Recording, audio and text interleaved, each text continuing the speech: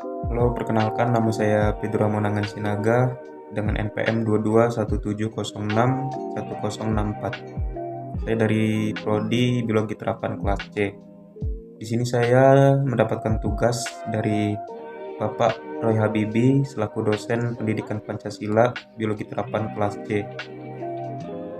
Di sini saya akan menganalisis sebuah jurnal yang berjudul Filsafat Pancasila dalam Pendidikan di Indonesia Menuju Bangsa Berkarakter. Pertama-tama saya akan membacakan sistematika yang telah saya susun untuk saya analisis.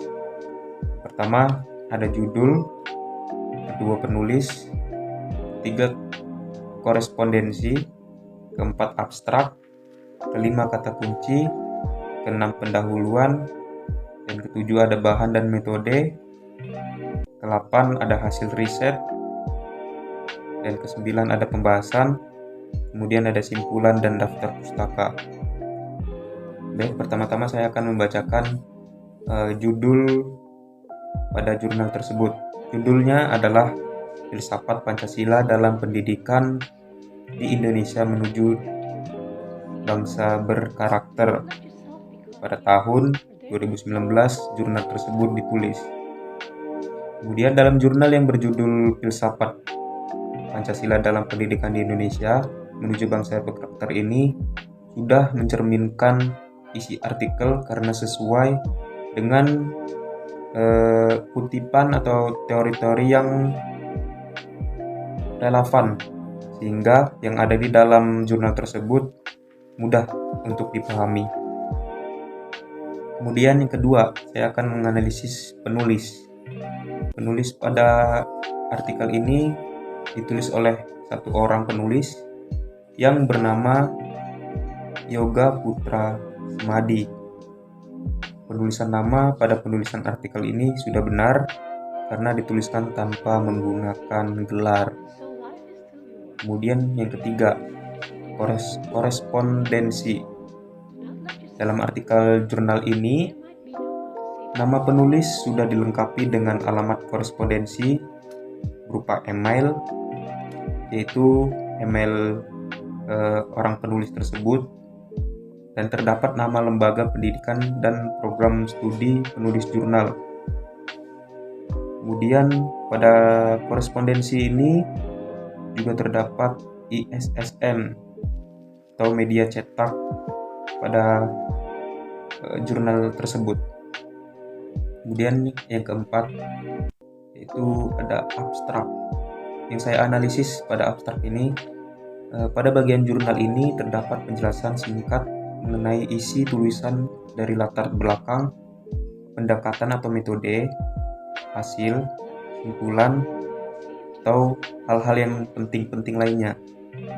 Kemudian abstrak juga menggunakan bahasa yang jelas sehingga mudah dipahami oleh para pendengar yang melihatnya.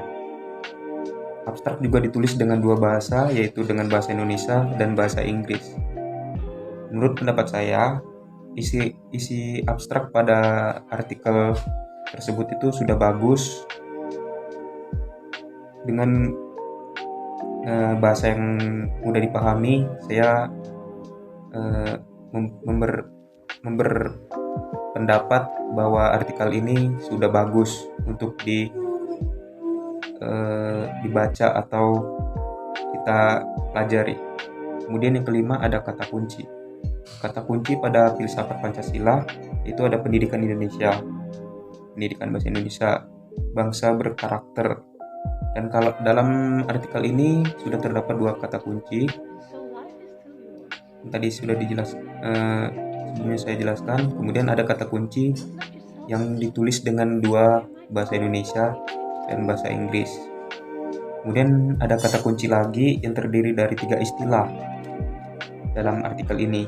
Yang pertama, istilah filsafat Pancasila, pendidikan Indonesia, bangsa berkarakter.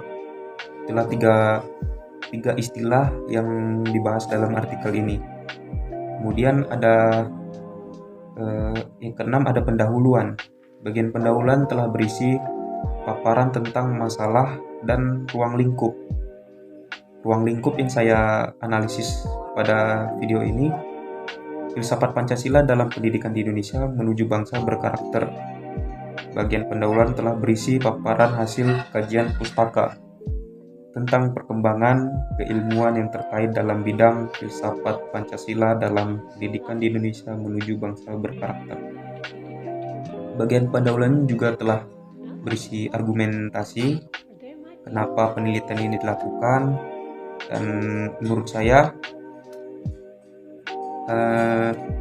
bagian pendahuluan ini sudah cukup bagus, hanya saja kurang pada bagian tujuan. Kemudian yang ketujuh ini sistematika yang saya analisis, ada metode. Adapun metode yang digunakan untuk menyusun artikel ini adalah studi kepustakaan. Menurut saya metode penelitian ini sudah bagus, namun hanya perlu penambahan seperti teknik penelitiannya dengan seperti apa yang digunakan dalam penelitian tersebut. Kemudian analisis yang ke-8 yang saya analisis ada hasil dan pembahasan. Hasil dan pembahasan ada riset dan pembahasan. Pada bagian hasil riset, selain dalam bentuk verbal juga dipaparkan dengan bahasa yang mudah dipahami karena berisi kata-kata yang sering kita dengar sehari-hari. Kemudian pembahasan. Pada artikel ini sudah ada bagian pembahasan implikasi hasil penelitian telah dikemukakan di bagian pembahasan. Kesimpulannya,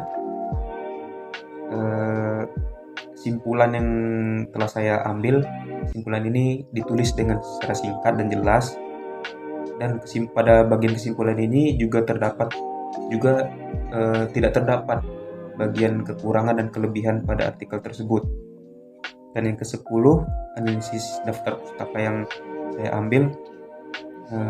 Pada daftar pustaka tersebut sudah memuat semua publikasi yang diinformasikan secara langsung, dan referensi penulisan artikel hanya berasal dari 8 artikel.